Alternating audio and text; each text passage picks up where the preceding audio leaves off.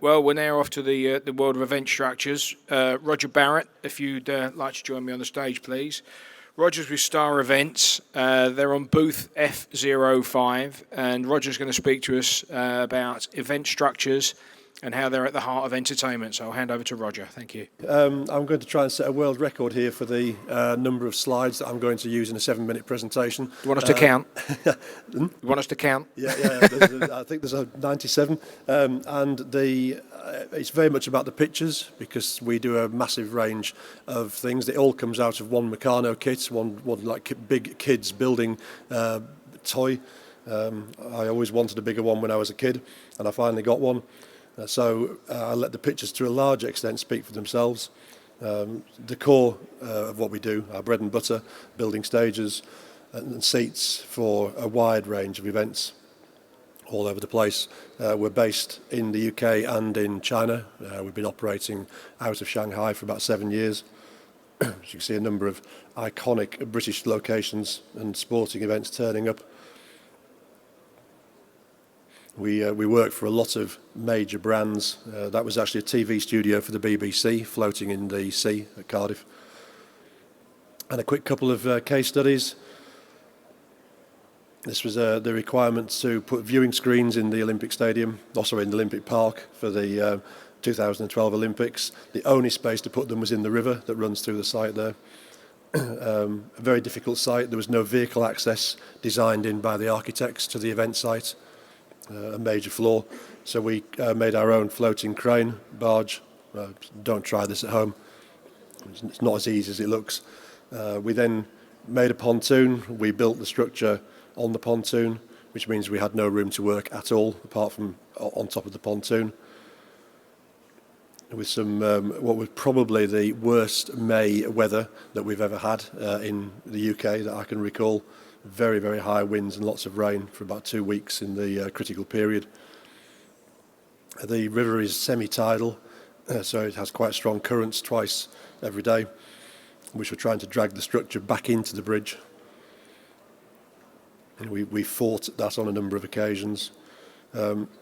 The area was designed as a floodplain to stop parts of East London from flooding in the event of bad weather.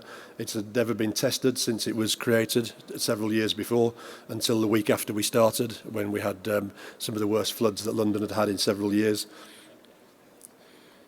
It was the start of it, and that was a bit more of it, and it got higher and higher, nearer and nearer the electrics. That was me doing a site visit check. Lots of changes. The screen provider, who was contracted to the Olympics, only had an indoor product, so we had to convert it to work suitable for outside use. It was one of the problems with dealing with sponsorship departments. All the sections were very prone to bad weather and wind.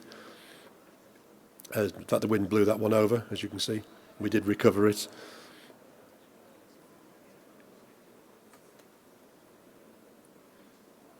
And of course, all this was done under conditions of extreme security and health and safety management. We were under absolute constant observation by lots of people.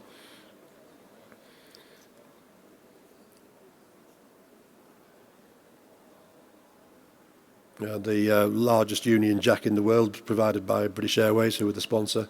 They put it on the roof because it was the only place to put it. They forgot, given it was British Airways, that there was a no-fly zone, so hardly anybody got to see it. A large quantity of brand new video modules shipped in from this side of the world and assembled with some difficulty in the air. And a hugely successful event. It was the second most visited venue in the park. It was put in the shortest time of any of the venues, and it was taken out in the shortest time of any of the venues. It was delivered exactly on budget, was delivered exactly on time, and 98.7% of the equipment was reused on events within a 12-month period afterwards. And this is a slightly different scenario for the Diamond Jubilee of Her Majesty the Queen. It was decided that the main event would take place in the back garden of Windsor Castle, which is a flat field, it's parkland, and so we created an entire arena. That was a stage dressed as Buckingham Palace, with surrounding grandstands with roofs and very substantial production support So all of that was put in just 3 weeks from start to finish. With a very, very high level of fit out to the suites, personalised elevator for Mom, and then several days of rehearsals and worldwide television. And then in this particular case, a completely different type of work. The Land Rover wanted to do something dramatic for the Paris Motor Show last year. So we developed a system with a barge that we had to get the level in the water just right so it would fit under the bridges in Paris. And we put nearly 2,000 tons of earth to get the height right. We built a structure which would include a pool that was capable of having Land Rover Discoveries driving backwards and forwards through it. And of course we had to get the thing to sit exactly level in the water, otherwise the water in the pool would come out. So floating a pool isn't the easiest of things.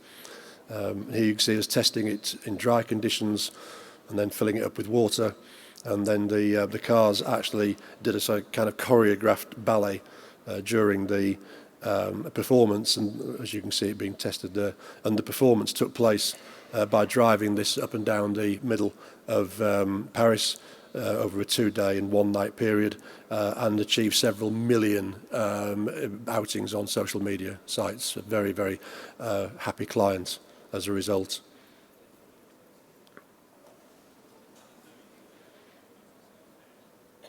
And that gives you a quick overview of some of the kind of things that we do in stadiums and venues all over the country and all over the world, in fact. So thank you for your time. Thank you for that, Roger.